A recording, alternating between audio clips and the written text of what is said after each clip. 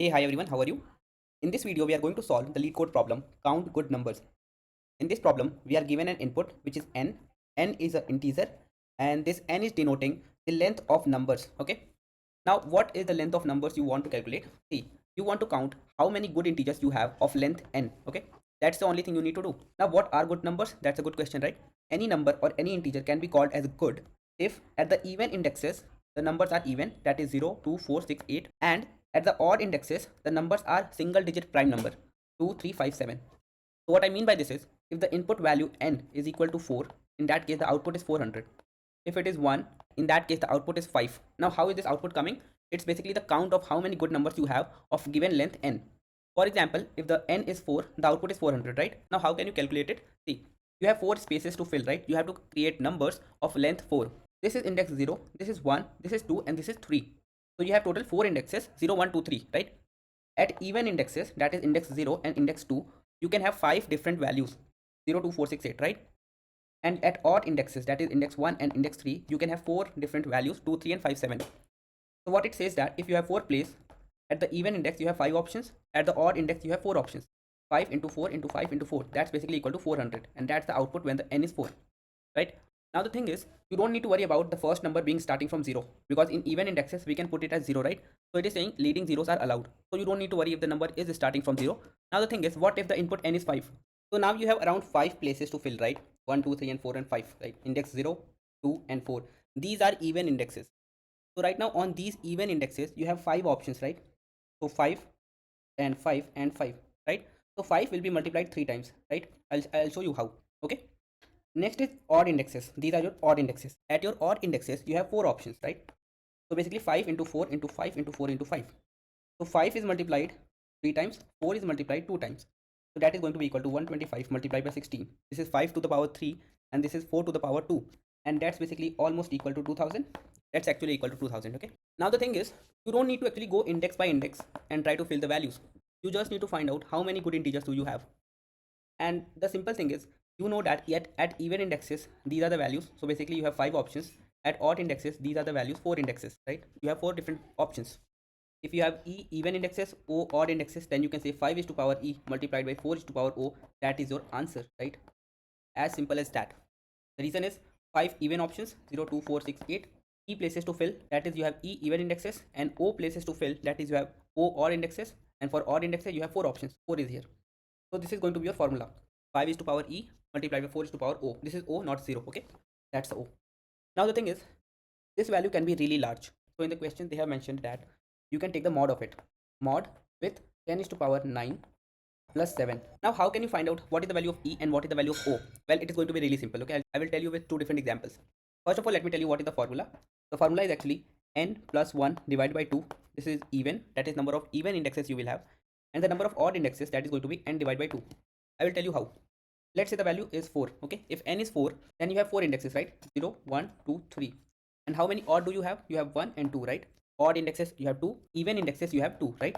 So in this case, if you put this 4 into this formula, it is 4 plus 1 divided by 2, that is 5 divided by 2, that is 2.5.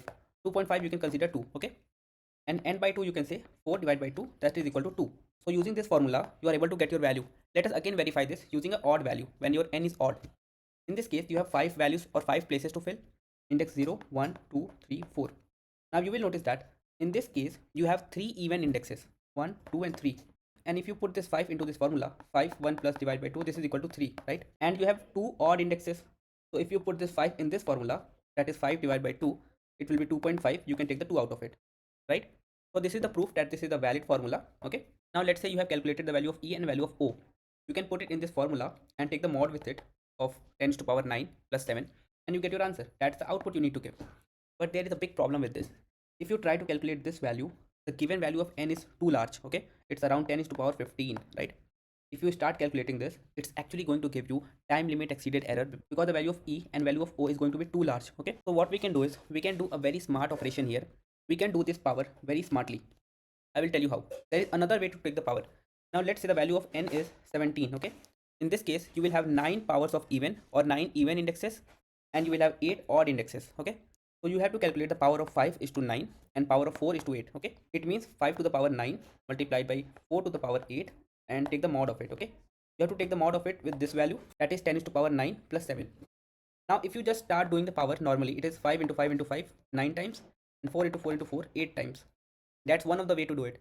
How can we do this smartly is, see, you have to calculate this, right? 5 is to power 9, and then let's say you take the mod with it. Okay, see, you have three values. You have a base, that is 5, and you have an exponent. So base to the power exponent, that is what you need to calculate, and then you can take the mod of it with mod, right? You can break this exponent 9 into a binary, right? Or you can convert it into a binary.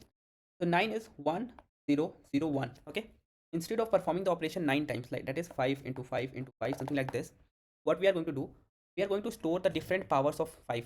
5 is to power 1, 5 is to power 2, to the power 4, to the power 8. That is, we will start from power 1, then double it, power 2, double it, power 4, double it, power 8. These are the values we are going to calculate, and then we are going to use all those powers for which the bits are 1. What I mean by this is, if 9 is there, that is, you have to take the power of 9. Then in this case, 9 is actually equal to 1 0 0 1. That's a binary representation of 9. Now let us say this is 1, this is 2, this is 4, this is 8. We are actually doubling the values. Okay, in this case you will notice that 5 is to power 1 multiplied by 5 is to power 8, that is equal to 5 is to power 9. Okay, that's a basic maths, right? 5 is to power 1 multiplied by 5 is to power 8, powers are going to add up, 5 is to power 9, 1 and 1, right? So those powers which have the bits set as 1, those are actually useful for us, right? What we are going to do is, we are actually going to start from a number 5. Okay, then we are going to just keep squaring this number, keep multiplying this number with itself.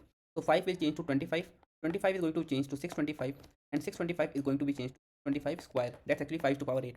So we reached to this power 5 to power 8 in just 3 steps. 1 2 3, that is 1 2 and 3, right? Instead of just multiplying 5 8 times, we reached to this particular number in 3 times. And at each step we are going to check, is the bit set or not, is it 1 or is it 0. Okay, the one which is 1, that's only important to us, and we are going to multiply these two results and take the mod with, and then take the mod, and that is going to give us the answer. This is not going to give us time limit exceeded error, because we are not using O of n. At this point we are doing O of n, right? We are multiplying our number n times. At this place we are actually doing it in O of log of n, and that's because we are working exponentially. Okay, let me show you this again. So let's say you have to calculate 5 is to power 25. One of the ways, you just keep multiplying this number 5 25 times. That's one of the way. Now instead of that, if you just say that I have a number 5, I will multiply 5 by 5, then it is 25, then 25 by 25, then it is 625, then we will have 625 square, then we will have 625 squares square, right?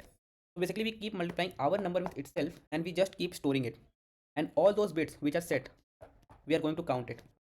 So if this is set, 5 will be multiplied by next time with 625 square, right? And you will notice that these are the values which we will just keep storing.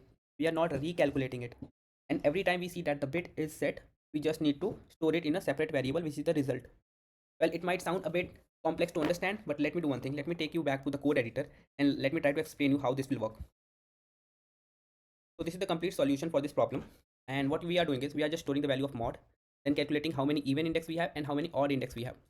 Then we just need to return the power. So we have created a function power1 to calculate the power for a particular base with an exponent and a given mod value, and we just need to say power1 with 5 en mod, that is when even indexes are there, multiplied by power1 with 4 on mod, that is when the odd indexes are there.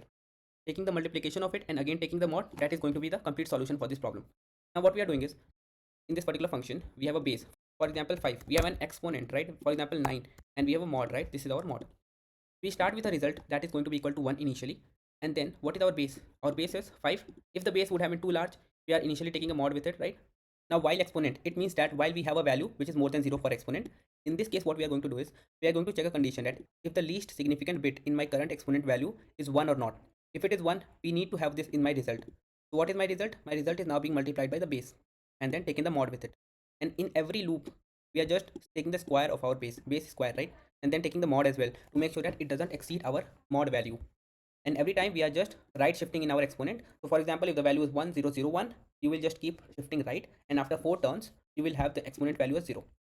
Now at last you will just return the value of your result, and this is how you actually calculate the power with a given mod. So if you just submit the code, you will find that this particular code is really efficient for this particular problem. Yes, runtime is good, memory is good, but if you are using Python, then you don't need to actually create a function like this, right? This is the exact implementation of the power function, that is POW, right? And I can actually comment it out, and what I can say, I can just return the power with 5 en mod multiplied by power 4 on mod. This is the inbuilt power function which has this ability. you just submit this, you will find that this is also the correct code, and this is actually very efficient. Okay, see, this is a very efficient code. So I think that's it for this particular problem, guys. If you found this particular video helpful, then make sure that you hit that like button, and if you are not subscribed to my channel as of now, then make sure that you subscribe to the channel as well. And I will see you guys in the next video.